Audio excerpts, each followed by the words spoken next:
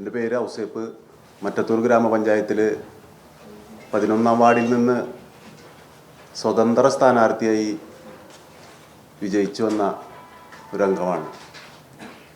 ഇപ്പം എന്നെ മുന്നിൽ നിർത്തിക്കൊണ്ട് മറ്റത്തൂർ പഞ്ചായത്തിലുണ്ടായിട്ടുള്ള എല്ലാ വിഷയങ്ങൾക്കും ഞാനാണ് കാരണമെന്ന് ഒരു വിഭാഗം ആളുകൾ കുപ്രചരണം നടത്തിക്കൊണ്ടിരിക്കുകയാണ്. ഞാൻ നിലവിൽ ഒരു കോൺഗ്രസ്സുകാരനല്ല. എന്നെ പാർട്ടിയിൽ നിന്ന് പുറത്താക്കിയിട്ടുള്ളതാണ്. ഞാൻ നിങ്ങൾക്ക് തന്നിട്ടുള്ള പേപ്പറുകൾ പരിശോധിച്ചാൽ അറിയാം, അകത്താക്കി പുറത്താക്കി അകത്താക്കി പുറത്താക്കി അങ്ങനെ പലതും അതിനകത്തുണ്ട്. ഇതൊക്കെ എന്തോ ഒരു നാടകമാണെന്നാണ് എനിക്ക് തോന്നുന്നത്. കാരണം ഞാനത് അങ്ങനെ വില കൊടുത്തിട്ടില്ല. അവസാനത്തെ സാധനം എൻ്റെ കയ്യിൽ കിട്ടിയിട്ട് പോലും ഇല്ല. ഞാനത് മീഡിയയിൽ നിന്നൊരു കോപ്പി എടുത്തിട്ടാണ് ഞാൻ അതിൻ്റെ കൂടെ വെച്ചിട്ടുള്ളത്. ഈ കോൺഗ്രസ്, ഞാനൊരു കോൺഗ്രസ്സുകാരൻ തന്നെയായിരുന്നു. ഞാനൊരു 75 കാലഘട്ടം മുതൽ, അന്ന് എനിക്ക് 10 വയസ്സുള്ളപ്പോൾ മുതൽ ഞാൻ ഇതിൽ പ്രവർത്തിച്ചു വന്നിട്ടുള്ളതാണ്. കോൺഗ്രസിൻ്റെ മണ്ഡലം പ്രസിഡൻ്റായിട്ട് ഒരു ടേം പ്രവർത്തിച്ചു. 2 ടേം പഞ്ചായത്ത്, ഇതിനു മുൻപ് 2 ടേം പഞ്ചായത്ത് അംഗമായിരുന്നു. ഒരു ടേം പ്രതിപക്ഷ നേതാവായിരുന്നു. അങ്ങനെയൊക്കെ ഉണ്ടായിരുന്ന എനിക്ക് ഇപ്രാവശ്യത്തെ സീറ്റ് തരുന്നതുമായി ഒരു തർക്കം ഉണ്ടാവുകയും വേറൊരു അംഗത്തിന് കൈപ്പത്തി ചിഹ്നം കൊടുക്കുകയാണ് ഉണ്ടായത്. നിങ്ങൾക്ക് തന്നിട്ടുള്ള പേപ്പറിൽ ജില്ലാ നേതൃത്വം 24 പേർക്കും ചിഹ്നം അനുവദിച്ചുകൊണ്ടുള്ള ഒരു പേജ് അതിനകത്തുണ്ട്. അതിൽ 23 പേരെ കാണുള്ളൂ. ഒരെണ്ണം ഘടകകക്ഷിയായിരുന്നു. അതുകൊണ്ടാണ് 23 ആളുടെ പേര്. 24 ആളിൽ 23 പേര് കൈപ്പത്തി ചിഹ്നത്തിൽ മത്സരിച്ചതാണ്. ഞാൻ തർക്കം വന്നു കഴിഞ്ഞപ്പോൾ കൈപ്പത്തി ചിഹ്നം ആവശ്യപ്പെട്ടുകൊണ്ടല്ല റിട്ടേണിംഗ് ഓഫീസർക്ക് അപേക്ഷ കൊടുത്തിട്ടുള്ളത്, നോമിനേഷൻ കൊടുത്തത്. അതിൽ സ്വതന്ത്ര ആയി തന്നെയാണ് ഞാൻ കൊടുത്തിട്ടുള്ളത്. നിങ്ങൾക്കത് പരിശോധിച്ചാൽ കാണാം. ഏതെങ്കിലും രാഷ്ട്രീയ കക്ഷിയുമായി ബന്ധമുണ്ടോ എന്ന് ചോദിച്ചിട്ടുള്ളതിൽ ഇല്ല എന്ന് തന്നെയാണ് ഞാൻ ആവശ്യപ്പെട്ടിട്ടുള്ളത്. ഞാൻ ആവശ്യപ്പെട്ടിട്ടുള്ള ചിഹ്നങ്ങളും അതിനകത്ത് കൊടുത്തിട്ടുണ്ട്. സൈക്കിള്, മാങ്ങ, ബാറ്റ്, ഇതൊക്കെയായിരുന്നു ഞാൻ ആവശ്യപ്പെട്ടിരുന്നത്. എന്നാൽ എനിക്ക് ലഭിച്ചത് കുടയ ചിഹ്നമായിരുന്നു ലഭിച്ചത്. ആ ചിഹ്നത്തിൽ ഉറച്ചു നിൽക്കാൻ എൻ്റെ പ്രവർത്തകർ, ആ വാർഡിലെ പ്രവർത്തകർ ആവശ്യപ്പെട്ട പ്രകാരം ഞാൻ അവിടെ ഉറച്ചു നിൽക്കുകയാണ് ഉണ്ടായത്. ആ വാർഡിലെ ജനങ്ങൾ എന്നെ ഏറ്റെടുത്തു. എല്ലാ വിഭാഗങ്ങളും, പ്രത്യേകിച്ച് ന്യൂനപക്ഷങ്ങൾ. കാരണം എനിക്കെതിരെ രംഗത്തുണ്ടായിരുന്നത് പ്രധാനി BJP സ്ഥാനാർത്ഥിയായിരുന്നു. അതിൽ ആശങ്കപ്പെട്ടുകൊണ്ട് തന്നെയാണ് ഈ ന്യൂനപക്ഷങ്ങൾ എനിക്ക് വോട്ട് ചെയ്ത് എന്നെ സഹായിച്ചത്. എനിക്ക് ആ വാർഡിലെ ജനങ്ങളോട്, പ്രത്യേകിച്ച് ആ ന്യൂനപക്ഷങ്ങളോട് കടപ്പാടുള്ളത് കൊണ്ടാണ് നേതൃത്വവുമായിട്ട് ഇന്നത്തെ ഈ ഒരു ആരോപണം ഏൽക്കേണ്ടി വന്നത്. ആരോപണം വേറെ ഒന്നുമല്ല.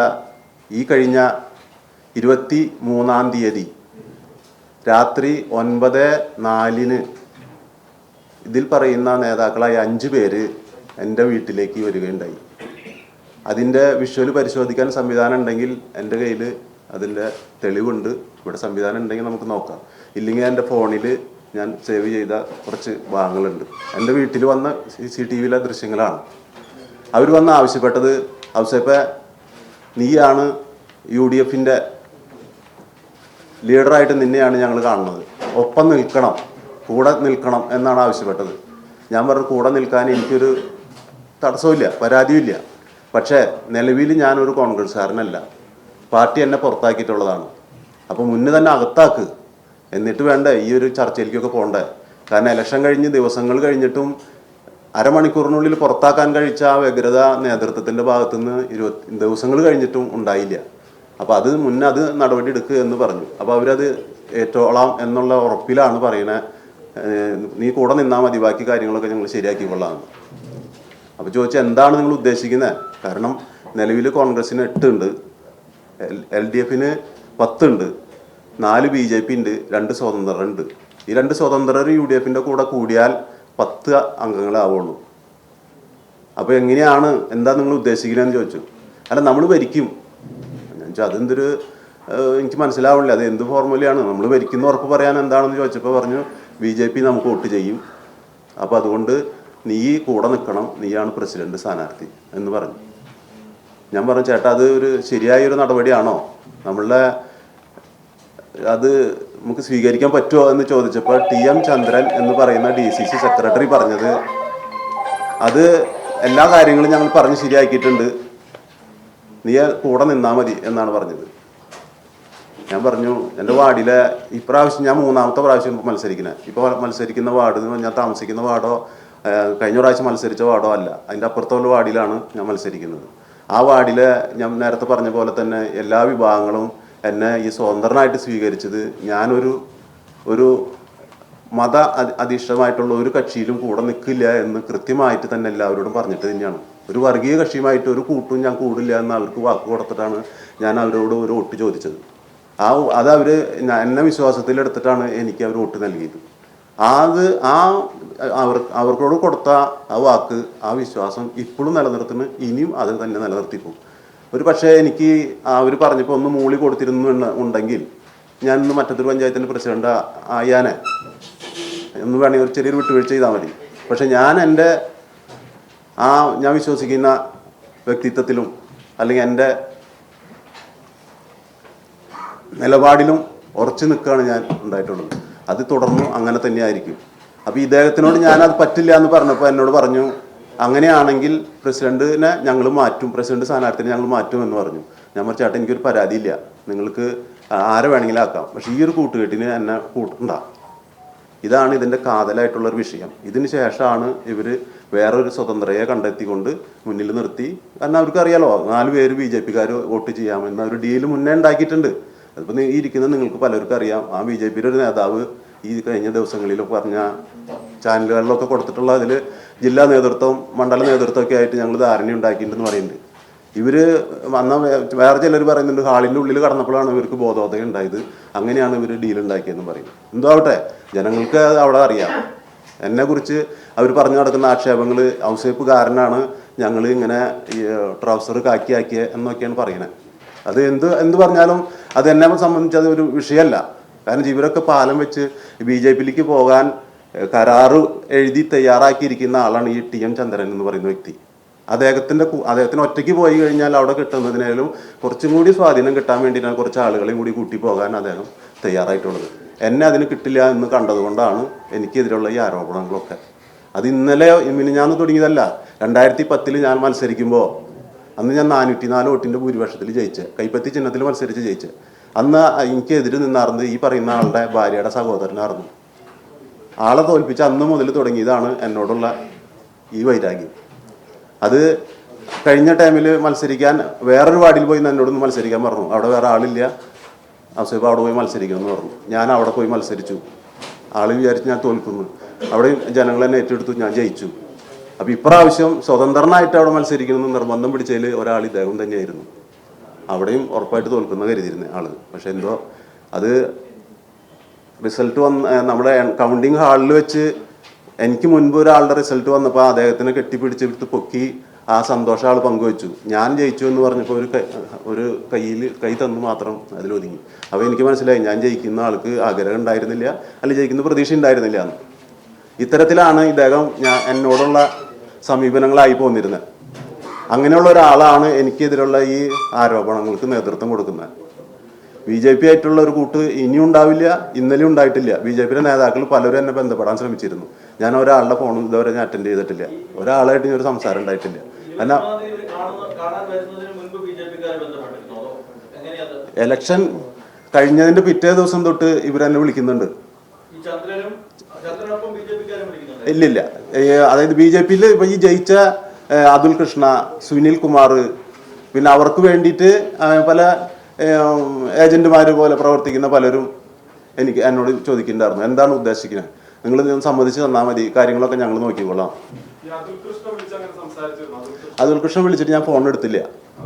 അതുൽ കൃഷ്ണ ഫോൺ ഞാൻ സേവ് ചെയ്തിട്ടുണ്ടായിരുന്നു. അതുകൊണ്ട് ആ നമ്പർ കണ്ടപ്പോൾ ഞാൻ കാരണം എന്തെങ്കിലും ഒന്ന് പറയണം. ഇവരൊക്കെ എന്ന് വെച്ചാൽ നമ്മൾ എന്ത് പറഞ്ഞാലും അത് സേവ് ചെയ്ത് നാളെ അത് മറ്റേ പുറത്ത് പല ആളുകളും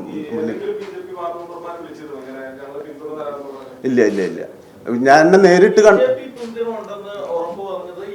ചന്ദ്രൻ പറഞ്ഞത്. ചന്ദ്രൻ അപ്പം ഞാൻ ചന്ദ്രനോട് ചോദിക്കുകയാണ്, നമ്മൾ ഭരിക്കുമെന്ന ആൾ ഉറപ്പ് പറഞ്ഞപ്പോഴാണ് ഞാൻ ചോദിച്ചത് അത് എങ്ങനെയാണ് അപ്പോഴാണ് ആള് പറയുന്നത് BJP-ക്കാർ നമുക്ക് വോട്ട് ചെയ്യാമെന്ന് പറഞ്ഞിട്ടുണ്ടെന്ന്. അപ്പൊ കൈപ്പത്തിയിൽ മത്സരിച്ച 3 പേര് BJP സ്ഥാനാർത്ഥികളെ BJP-ക്ക് പ്രവർത്തിച്ചിരുന്നു എന്ന് പറഞ്ഞു. 3 സ്ഥലത്ത് അതേപോലെ തന്നെ അവസരക്ക് വലിയ പൈസ വാങ്ങിക്കാണ് സീറ്റുകളാണ് ഈ 3 മാർക്കുന്നത്. അങ്ങനെ ഈ BJP-ക്കാരുമായിട്ട് കൈപ്പത്തിയിൽ മത്സരിച്ച അവസരമായിട്ട് വാർഡ് ഉൾപ്പെടെ BJP-ക്ക് വേണ്ടി വർക്ക് ചെയ്ത് BJP-ക്ക് ജയിക്കാൻ സാഹചര്യം ഒരുക്കിയിട്ടുണ്ട്. ഈ ഔദ്യോഗിക സ്ഥാനാർത്ഥിയായിട്ട് നിശ്ചയിച്ചിരുന്ന ഈ എൻ്റെ വാർഡിലുള്ള ഒരു വ്യക്തി, ഒരു സജീവ് കുമാർ എന്ന് പറയുന്ന ആളാണ് കൈപ്പത്തി ചിഹ്നത്തിൽ മത്സരിച്ചിരുന്നത്. ഇദ്ദേഹത്തിൻ്റെ ഒരു വോയിസ് അവിടെ ഇങ്ങനെ കറങ്ങി നടക്കുന്നുണ്ടായിരുന്നു. അത് ഈ ഇലക്ഷനുമായി ബന്ധപ്പെട്ട സമയത്താണോ അതിന് മുൻപേ ഉള്ളതാണോ എന്ന് എനിക്കറിയില്ല. അവിടെ BJP-യുടെ സ്ഥാനാർത്ഥിയെ ജയിക്കുള്ളൂ, വേണമെങ്കിൽ ആരെങ്കിലും ഉണ്ടെങ്കിൽ ബെറ്റ് വെച്ചോ, ഞാൻ 1 ലക്ഷം രൂപയ്ക്ക് ബെറ്റ് വയ്ക്കാമെന്നുള്ളൊരു വോയിസ്. അത് ഞാൻ ഇപ്പോഴും വിശ്വസിക്കുന്നു അത് ഇലക്ഷനുമായിട്ടുള്ളതാണോ അത് അതിന് മുൻപുള്ളതാണോ എന്ന് എനിക്കറിയില്ല. അത് അദ്ദേഹം എനിക്കൊരു എതിരാളി ആയിരുന്നില്ല. അതുകൊണ്ട് അദ്ദേഹത്തിൻ്റെ ഒരു കമൻറ്റുകൾക്കും ഞാൻ ചെവി കൊടുത്തിരുന്നില്ല. കാരണം നമുക്ക് ആരെ ഇല്ല ഞാനൊരു സ്വതന്ത്രനായിട്ടാണ് ജയിച്ചതിന് ശേഷമാണ് ഈ നമ്മുടെ നേതാവ് വന്നിട്ട് എന്നോട് ഇങ്ങനെ പറയുന്നത്. അപ്പം ഞാൻ അതിൽ ഇല്ല ഞാൻ എന്നെ UDF കൈവിട്ടപ്പോഴാണ് എനിക്ക് ഏതെങ്കിലും ഒരു പക്ഷത്ത് ഒരു സ്വതന്ത്രനായി ജയിച്ച ഒരാൾ ഏതെങ്കിലും ഒരു പക്ഷത്ത് ചേരാന്നുള്ളത് ഒരു നീതികേടായിട്ട് എനിക്ക് തോന്നുന്നില്ല. ഏതെങ്കിലും ഒരു പക്ഷത്ത് ചേരണമല്ലോ. അപ്പൊ LDF-നോട് ചേർന്ന് ഇനി പ്രവർത്തിക്കും.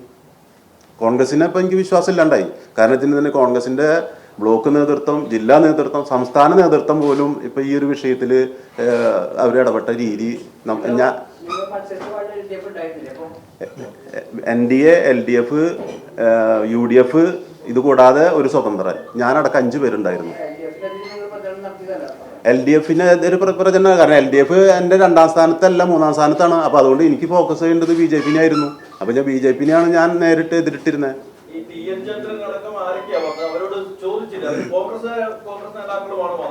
അതെ, കോൺഗ്രസിന്റെ ആശയങ്ങൾക്ക് വിരുദ്ധമായി പാർട്ടി സംഘടനാ പ്രവർത്തനത്തിന് വിരുദ്ധമായിട്ട് BJP-യുമായി കൂട്ടുകെട്ടുണ്ടാക്കുന്ന കാര്യം അവരോട് ചോദിച്ചപ്പോൾ എന്തായിരുന്നു മറുപടി? ഈ അന്ന് എന്നെ കാണാൻ വന്നത് TM ചന്ദ്രൻ, മുൻ ബ്ലോക്ക് പ്രസിഡന്റായ രഞ്ജിത്ത് കൈപ്പള്ളി, നിലവിലെ മണ്ഡലം പ്രസിഡന്റായ ഷാഫി കല്ലുപറമ്പില്, ഇപ്പൊ ബ്ലോക്കിലേക്ക് വിജയിച്ച പ്രവീൺ മാഷ്, കിഴക്കേക്കോടാലി സ്വദേശിയായ സതീശൻ ഇല്ലത്തുപറമ്പില്, ഇങ്ങനെ ഈ 5 പേരാണ് എന്നെ കാണാൻ വന്നത്.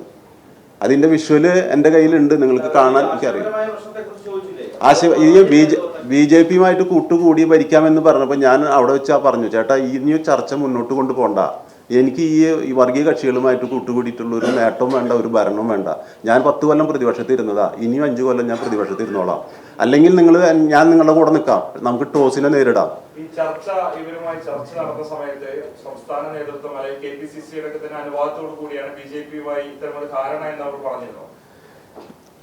ഈ TM ചന്ദ്രൻ എന്ന് പറയുന്ന ആള് ജില്ലാ നേതൃത്വത്തിന്റെ ഒരു വരുതിയിൽ കൂടെ പോകുന്ന ഒരാളല്ല. അദ്ദേഹം ഒരു വ്യക്തമായ ഒരു ദിശയെ കൂടെയാണ് സഞ്ചരിച്ചുകൊണ്ടിരുന്നത്. അതുകൊണ്ട് ഒത്തിരി എതിർപ്പുകൾ അദ്ദേഹത്തിനുണ്ട്. അദ്ദേഹത്തിന്റെ രീതി ശരിയല്ല എന്ന് വിശ്വസിക്കുന്ന ആളും കൂടിയാണ് ഞാൻ. BJP-യുമായിട്ട് ധാരണ ഉണ്ടാക്കിയത് അവിടെയുള്ള ഈ പറയപ്പെടുന്ന പ്രാദേശിക നേതൃത്വങ്ങളുടെ താല്പര്യമാണ്. അതെ. വാർഡുകളിലാണ് ഈ ഡീൽ ഉണ്ടെന്ന് നിങ്ങൾ സംശയിക്കുന്നത്? അതായത് എനിക്ക് എൻ്റെ വാർഡിൽ എന്നോട് പറഞ്ഞ കാര്യമാണ്, എൻ്റെ വാർഡിൻ്റെ കാര്യമല്ല പറഞ്ഞത്. അതായത് പഞ്ചായത്ത് പ്രസിഡന്റ് ഭരണവുമായി തെരഞ്ഞെടുപ്പുമായി ബന്ധപ്പെട്ട കാര്യമാണ്. മറ്റുള്ള തെരഞ്ഞെടുപ്പ് കാര്യങ്ങളിലെ ചർച്ചകളൊന്നും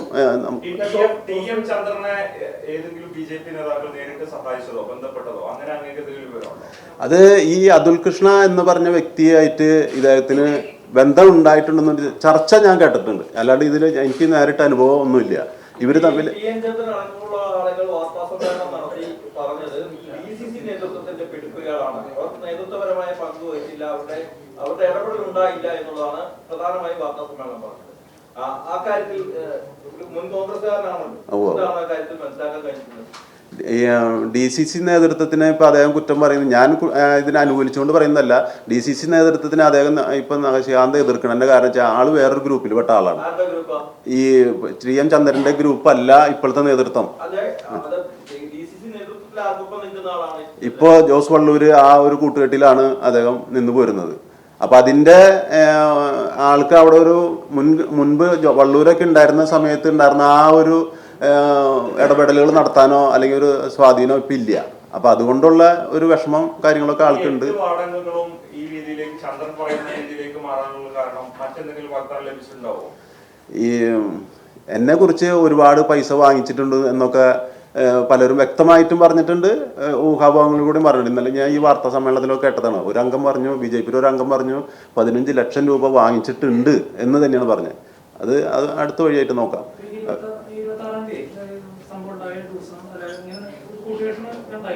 23-ാം തീയതി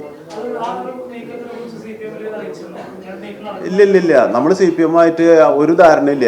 കാരണം 24-ാം തീയതി അല്ലെങ്കിൽ പ്രസിഡന്റ് തെരഞ്ഞെടുപ്പിന്റെ തലേ ദിവസമാണ് ഞാൻ അറിയുന്ന ടെസിയാണ് പ്രസിഡന്റ് സ്ഥാനാർത്ഥി എന്നുള്ളത്.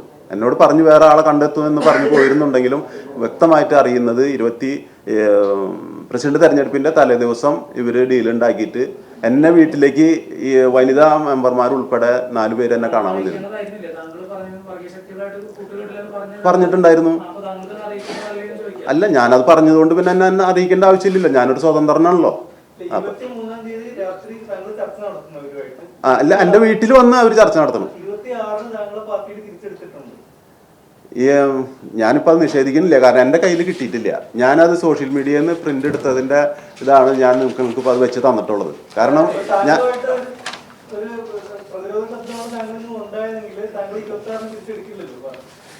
അത് ഈ എന്തൊക്കെ ഇപ്പം ഈ പ്രസിഡന്റ് തെരഞ്ഞെടുപ്പിൽ എൻ്റെ സപ്പോർട്ട് കിട്ടണമെന്നുണ്ടെങ്കിൽ ഞാൻ മുന്നേ തന്നെ പറഞ്ഞല്ലോ, അവർ വന്ന് കണ്ടപ്പോൾ ഞാൻ അവരോട് വ്യക്തമായിട്ട് പറഞ്ഞു, എന്നെ പുറത്താക്കിയ ആള് അകത്താക്കാണ്ട് എനിക്ക് ഒരു ഡീലും പറ്റില്ല. അത് അവർ ഏറ്റു, ഞങ്ങളത് അകത്താക്കിക്കോളാം എന്ന് പറഞ്ഞു. അപ്പൊ തലേ ദിവസമെങ്കിലും അത് അവർ ചെയ്യണമല്ലോ, അതുകൊണ്ടായിരിക്കാം എടുത്തു. ഉൾപ്പെടുന്ന ആളുകൾ താങ്കളെ ഒന്ന് കണ്ട സമയത്ത് BJP-യുമായിട്ട് ഡീലാക്കിയിട്ടുണ്ട്, അവർ നമ്മളെ പിന്തുണയ്ക്കുന്നു പറയുന്നുണ്ടല്ലോ. അതിനെക്കുറിച്ച് വിശദമായി പറയാമോ? എന്താണ് അതിനെക്കുറിച്ച് കൂടുതലായിട്ട് അദ്ദേഹം പറഞ്ഞത്? എങ്ങനെയാണ് BJP-യുമായിട്ട് ധാരണ? ഈ ഔസേപ്പ് നീ ഞങ്ങളുടെ കൂടെ നിൽക്കണം എന്നാണ് പറഞ്ഞത്. അപ്പൊ ഞാൻ ചോദിച്ചു, ഞാൻ കൂടെ നിൽക്കാം, അതിനെന്താ കുഴപ്പം, നമ്മൾ ഇത്ര കാലം സഹകരിച്ച് പോകുന്ന ആളുകളല്ലേ. അപ്പൊ ആദ്യം ഞാൻ വെച്ച ഡിമാൻഡ് എന്നെ അകത്താക്കുക, എന്നെ നിങ്ങൾ തിരിച്ചെടുക്ക്. എന്നെപ്പോൾ പുറത്താക്കിയിട്ട് ഇത്ര നാളുകളായി, ഇതുവരെ തിരിച്ചെടുത്തിട്ടില്ല, തിരിച്ചെടുക്ക്. അപ്പോൾ അത് അവർ ഏറ്റു, ആ കാര്യം ഞങ്ങൾ ഏറ്റു എന്ന് പറഞ്ഞു. അപ്പോൾ ചോദിച്ചു പിന്നെ എങ്ങനെയാണ് ഇനി മുന്നോട്ടുള്ള പരിപാടി? കാരണം ഞാനൊരു സ്വതന്ത്രനായതുകൊണ്ട് ഇവരുടെ കാര്യങ്ങൾ എന്താണെന്ന് എനിക്ക് അറിയാൻ അവകാശമുണ്ടല്ലോ. നിങ്ങൾ എന്താണ് ഉദ്ദേശിക്കുന്നത്, എങ്ങനെയാണ് ഇതിനെ നമ്മൾ പ്രസിഡന്റ് തെരഞ്ഞെടുപ്പിന് നേരിടണേ? 10-10 വെച്ച് ഈ 8ന്റെ കൂടെ 2 കൂടി ചേരുമ്പോൾ 10ആയി. 10-10 വെച്ച് നമ്മൾ ഒരു ടോസിലേക്ക് പോകാനാണോ ആഗ്രഹിക്കുന്നത്, അല്ലെങ്കിൽ അതാണോ ഉദ്ദേശിക്കുന്നത് എന്ന് ചോദിച്ചപ്പോൾ പറഞ്ഞതാണ് അല്ല, നമ്മൾ ജയിക്കും. അപ്പൊ അത് ഉറപ്പായിട്ട് ആൾ ജയിക്കും എന്ന് ഊന്നി പറഞ്ഞപ്പോഴാണ് ഞാൻ ചോദിച്ചത്. അവർ മുൻപ് ധാരണയിലെത്തിയിട്ടുണ്ട്.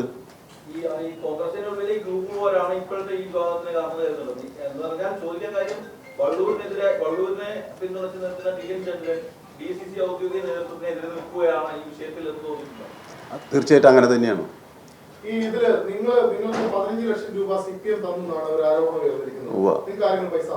എനിക്ക് ആരും പൈസ തന്നിട്ടില്ല. അതാ ഞാൻ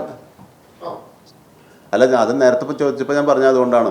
ഇപ്പൊ ഈ പറയുന്ന ഞാനൊരു പുണ്യാളനായിട്ടൊന്നും പറയുന്നതല്ല. നിങ്ങൾ എന്നെ കുറിച്ചും പുണ്യാളനാണെന്ന് ഞാൻ സമർത്ഥിക്കല്ല, അത് ജനങ്ങളാണല്ലോ നിശ്ചയിക്കണ്ടേ, തീരുമാനിക്കണ്ടേ. അപ്പൊ മറ്റൊരു പഞ്ചായത്തിൽ വന്നിട്ട് നിങ്ങൾക്ക് അത്യാവശ്യം സ്വാധീനം കാര്യങ്ങളുള്ളതാണല്ലോ. ഈ എന്നെ കുറിച്ചും ഈ TN ചന്ദ്രനെ കുറിച്ചും ഈ അതുൽ കൃഷ്ണയെ കുറിച്ച് അന്വേഷിച്ചിട്ട് ഇവരുടെ മുകളിലാണ് എൻ്റെ പേരുദോഷം നിൽക്കണമെന്നുണ്ടെങ്കിൽ ഞാൻ നിങ്ങളുടെ ഇവിടെ വന്നിട്ട് പരസ്യമായിട്ട് മാപ്പ് പറയാൻ തയ്യാറാണ്.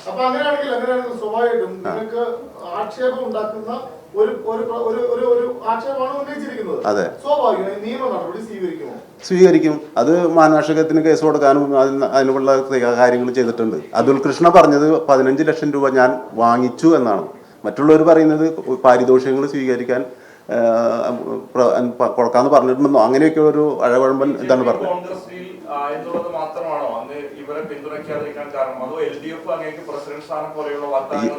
ഈ അവര് 23-ാം തീയതി വരുമ്പോ LDF ചിത്രത്തിലില്ല. ഞാൻ ഇവരോട് വ്യക്തമായിട്ട് പറഞ്ഞു, BJP ആയിട്ട് ഒരു കൂട്ടിനില്ല. LDF-നെ ഞാനിപ്പോ ഏതെങ്കിലും ഒരു ഭാഗത്ത് ചേരണം, ഒരു ഭാഗത്ത് കോൺഗ്രസിന്റെ കൂടെ നിന്നാൽ അത് അവരെ സഹായിക്കുന്നത് BJP-യാണ്. അപ്പൊ അതിൽ ചേരാൻ പറ്റില്ല. പിന്നെ ഉള്ളത് LDF ആണ്. പഞ്ചായത്തിലെ ഏറ്റവും വലിയ കക്ഷി LDF ആണ്. അവരോടൊത്ത് സഹകരിക്കാൻ ഞാൻ സമ്മതം പറഞ്ഞു, അവരോട് ചേർന്ന് നിന്നു. അതെ, രാവിലെയാണ് നിങ്ങൾ LDF ചേർന്നതെന്ന് ഇവർ അറിയുന്നതാണ്. അതുകൊണ്ട് ഇവർ സ്വിച്ചിട്ട പോലെ തീരുമാനമാണ് ഇവർ പറയുന്നത്. അതിപ്പോൾ ഈ അതുൽ കൃഷ്ണയുടെ വാക്കുകളിൽ നിന്ന് തന്നെ നമുക്കറിയാലോ, അവർ ജില്ലാ നേതൃത്വമായിട്ടും സംസ്ഥാന നേതൃത്വമായിട്ടും ഒരു ധാരണയിൽ എത്തിയിരുന്നു എന്ന് അദ്ദേഹം പറയുന്നുണ്ട്. അപ്പോൾ ഞാൻ കേട്ട പോലെ തന്നെ നിങ്ങളും കേട്ടിട്ടുണ്ടാവാം. അപ്പോൾ തന്നെ മനസ്സിലാക്കിക്കൂടെ ഇത് നേരത്തെ തന്നെ ഇവർ തമ്മിൽ ഡീൽ ഉറപ്പിച്ചിട്ടുണ്ടെന്നുള്ളത്. തീർച്ചയായിട്ടും ഈ ടി.എൻ. ചന്ദ്രൻ ദിവസമൊന്നും ഞാൻ പറയാൻ പറ്റില്ല, അധികം വൈകാതെ തന്നെ അദ്ദേഹം BJP-യിലേക്ക് പോകും. അപ്പോൾ കൂടെ അതായത് ഞാൻ ഉൾപ്പെട്ടിരുന്ന എൻ്റെ കക്ഷിയും അല്ലെങ്കിൽ ആ ഭാഗം 2 ഭാഗമുള്ളൂ, ആ ഇരിക്കുന്ന ഭാഗംകാർ എന്നെ തള്ളിപ്പോ അല്ല, ഈ 23-ാം തീയതിക്ക് ശേഷമാണ് എന്നോട് പറഞ്ഞല്ലോ അവസാനം നീ പ്രസിഡന്റ് ആവില്ല, ഇങ്ങനെയാണ് ഇതാണ് നിന്റെ തീരുമാനം എന്നുണ്ടെങ്കിൽ നീ പ്രസിഡന്റ് ആവില്ല. അപ്പൊ പിന്നെ അവർ വേറെ ആളെ കണ്ടെത്തുന്നു പറഞ്ഞു. അപ്പൊ പിന്നെ അവർക്ക് ഉറപ്പുണ്ടല്ലോ, കാരണം ഈ 9, 4, 13 അവരുടെ കയ്യിലിരിക്കുക, ഇവിടെ 10, 1, 11 ഉള്ളൂ. അപ്പൊ നമ്മൾ പരാജയം ഉറപ്പിച്ചിട്ട് ഇനി ഞാൻ ഇരിക്കുന്നത്.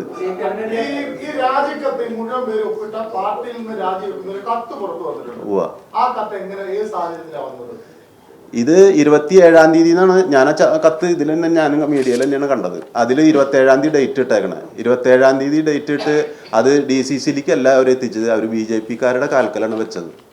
അങ്ങനെയാണ് സാധനം പുറത്തു വരുന്നത്. ഈ സത്യത്തിൽ ഈ മെമ്പർമാർ ശുദ്ധന്മാരാണ്, അവർക്ക് പല പുതിയ ആളുകളാണ്. അവർക്ക് പലർക്കും ഇതിന്റെ ഗൗരവം അവർ മനസ്സിലാക്കിയിട്ടുണ്ടായിരുന്നില്ല. ഒപ്പിടാൻ പറഞ്ഞപ്പോൾ ഒപ്പിട്ടു. പുതിയ ആളുകളാണ്. ഇത് അകത്ത് കൊടുക്കാൻ വേണ്ടിയിട്ടാണോ എന്തിനാണെന്ന് അവർക്ക് അറിയില്ല. രാജിയുടെ കാര്യമൊന്നും ഇതിൽ പല മെമ്പർമാർക്കും അറിയില്ല. ഇത് ഒരു പരിധിവരെ സത്യം തന്നെയാണ്. ഇലക്ഷൻ കഴിഞ്ഞപ്പോഴാണ് അവർക്ക് ബോധ്യമായിട്ടുണ്ടാവുള്ളൂ. കാരണം അവരുടെ BJP-യുടെ സ്ഥാനാർത്ഥി ഉണ്ടായിരുന്നില്ല, LDF-ന്റെയും UDF-ന്റെയും സ്ഥാനാർത്ഥി ഉണ്ടായിരുന്നുള്ളൂ. BJP-കാർ സാധാരണ രീതിയിൽ എൻ്റെ മുൻ പരിചയമൊക്കെ വെച്ച് ഒന്നില്ലെങ്കിൽ അവർ ഇത് ബഹിഷ്കരിച്ച് പോകും, അല്ലെങ്കിൽ അവരുടെ സ്ഥാനാർത്ഥിനെ നിശ്ചയിക്കും. അപ്പോൾ അവർ 4 വോട്ടുള്ളെങ്കിൽ ആ 4 വോട്ട് അവർക്ക് കിട്ടിയെന്ന് അവർ ഉറപ്പുവരുത്തും. ഇപ്രാവശ്യം അവരുടെ സ്ഥാനാർത്ഥി ഉണ്ടായിരുന്നില്ല. അപ്പോൾ തന്നെ നമുക്ക് മനസ്സിലായി അവർ അത് അങ്ങനെ ചോദിച്ചാൽ എനിക്ക് കൃത്യമായിട്ട് പറയാൻ പറ്റില്ല. കാരണം ഇവര് ആരൊക്കെയാണ് ഇവരെ ഇതിന് വേണ്ടി ഇടപെട്ടിട്ടുള്ളത്, ആരാണ് ഇതിൽ ഇടനിന്നതെന്നൊന്നും നമുക്കറിയില്ല.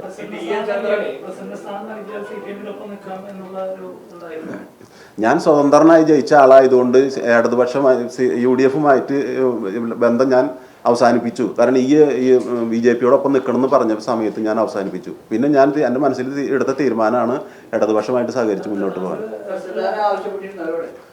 ഇല്ല അവരാണ് എൻ്റെ പേര് പ്രസിഡന്റ് സ്ഥാനത്തേക്ക് നോമിനേറ്റ് ചെയ്തത്.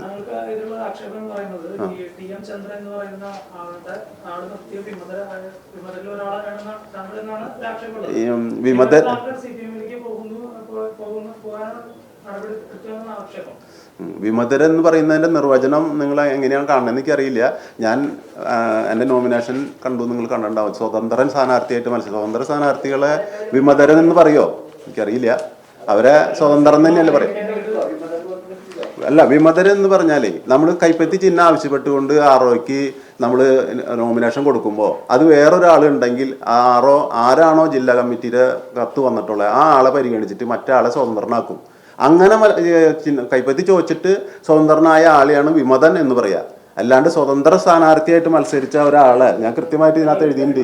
ബന്ധമില്ല, ഒരു കക്ഷിയായിട്ട് ബന്ധമില്ല എന്ന്.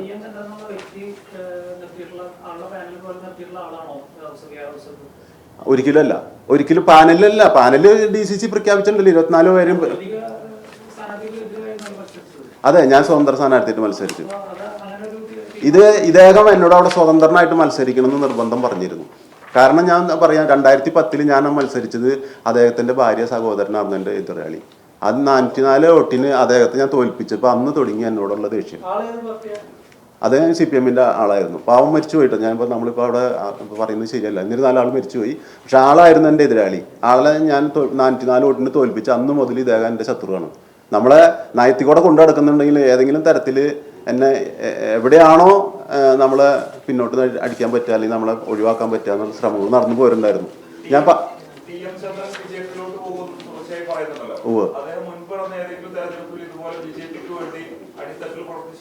കാരണം ഇദ്ദേഹം കോൺഗ്രസിൽ മാത്രമല്ല പ്രവർത്തിച്ചിട്ടുള്ളത്, മുന്നേ വേറെയും കക്ഷികളിൽ പ്രവർത്തിച്ചിട്ടുണ്ട്. അപ്പൊ ഇതിലും നിൽക്കുന്ന ഉറപ്പില്ല.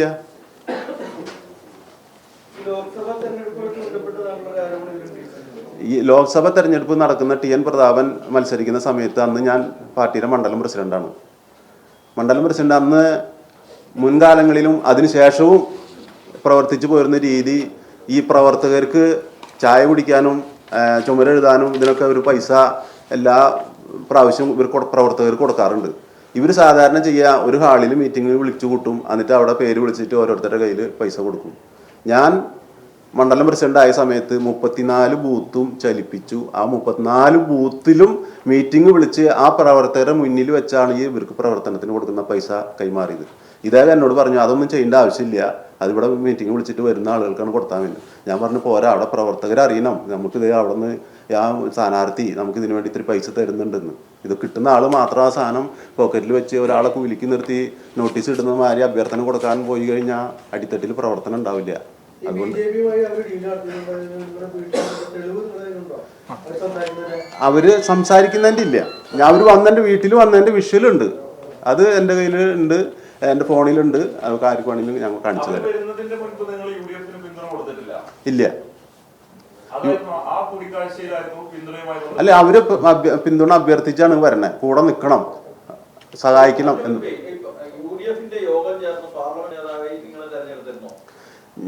ഒരു കാര്യം ചോദിച്ചോട്ടെ, ഈ കോൺഗ്രസ്സുകാരനല്ലാത്ത ഒരാളെ പാർലമെന്ററി ലീഡറായിട്ട് ആരെങ്കിലും തിരഞ്ഞെടുക്കുമോ? കഴിഞ്ഞ ഈ ഭരണസമിതിയിൽ ഞാൻ പാർലമെന്ററി ലീഡറായിരുന്നു, പ്രതിപക്ഷ നേതാവായിരുന്നു. ആണോ അവർ പറയുന്നതെന്ന് എനിക്കറിയില്ല. ഇപ്രാവശ്യം തെരഞ്ഞെടുത്തു എന്ന് പറയുമ്പോൾ അത് ആർക്കായാലും ചിന്തിച്ചുകൂടെ? നമ്മൾ യോഗത്തിൽ പങ്കെടുത്തിട്ടുണ്ട്. തെരഞ്ഞെടുപ്പ് കഴിഞ്ഞിട്ടുള്ള ആദ്യത്തെ ഒരു യോഗത്തിൽ പങ്കെടുത്തു. എല്ലാ 24 പേരുണ്ടായിരുന്നു. അത് അവിടെ വെച്ചിട്ടാണ് എല്ലാവരും ഒരുമിച്ച് ഒരു ഫോട്ടോ ഒക്കെ എടുത്തത്. അതിങ്ങനെ ഒരു ട്രാപ്പിനാവും എന്നുള്ളത് എനിക്കറിയില്ലായിരുന്നു. UDF സ്ഥാനാർത്ഥി ഉണ്ടായിരുന്നു, കൈപ്പത്തി ചിഹ്നത്തിൽ മത്സരിച്ചിട്ടുണ്ടായിരുന്നു. അദ്ദേഹം 108 വോട്ട് പിടിച്ചു.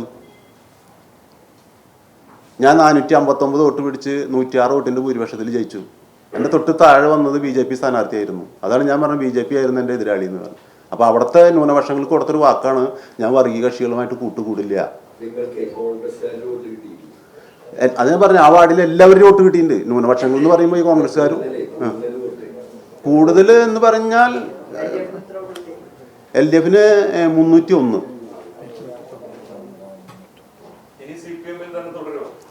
ഞാൻ CPM ഇടതുപക്ഷമായിട്ട് സഹകരിച്ച് മുന്നോട്ട് പോകാനാണ് തീരുമാനം.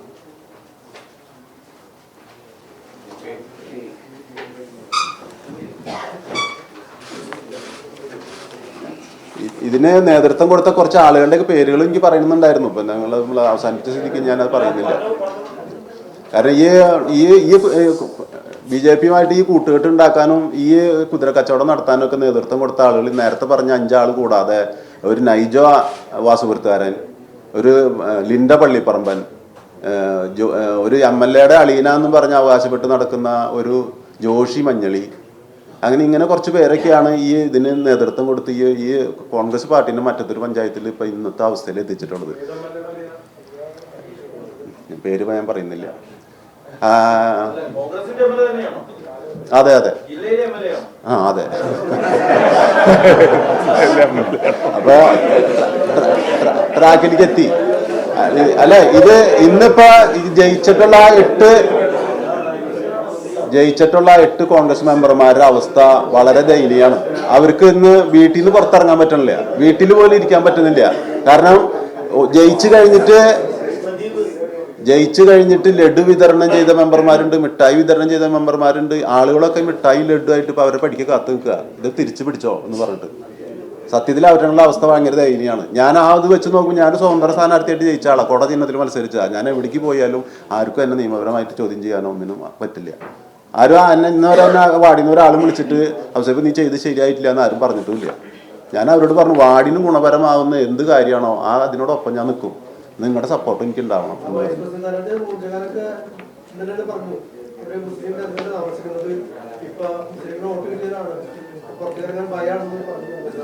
അല്ല, അത് സ്വാഭാവികമല്ലേ. അപ്പൊ ആരായിട്ടും നമുക്ക് ആലോചിച്ചൂടെ? ഒരു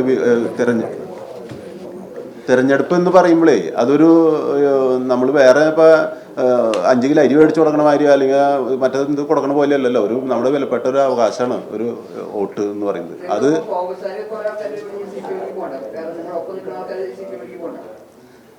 ഇല്ല, അത് എൻ്റെ വ്യക്തിപരമായ തീരുമാനമാണ്. ഞാൻ ഇത് ഒരാളിലേക്ക് അടിച്ചേൽപ്പിക്കാനോ ഞാൻ ഇങ്ങനെ പോകുന്നുണ്ട് നിങ്ങൾ എൻ്റെ കൂടെ വരണം എന്നൊന്നും ഞാൻ പറയാനില്ല. പക്ഷേ ഇത് സ്വാഭാവികമായിട്ട് ഇനി സംഭവിക്കാൻ പോകുന്നത് എന്താ, മറ്റൊരു പഞ്ചായത്തിൽ കോൺഗ്രസ്സിന് ഇപ്പോഴത്തെ അവസ്ഥ നിങ്ങൾക്കറിയാലോ, പൂജ്യമാണ് മെമ്പർമാരുടെ അവസ്ഥ നില. അപ്പോൾ ഇപ്പം ശരിക്കും പുറത്ത് ആര് ചോദിച്ചാലും മറ്റൊരു പഞ്ചായത്ത് ഭരിക്കുന്ന ആരാ, BJP എന്നേ പറയുള്ളൂ. BJPനെ സഹായിക്കാൻ കുറേ സ്വതന്ത്രരുണ്ട് എന്നല്ലേ പറയാൻ പറ്റുള്ളൂ.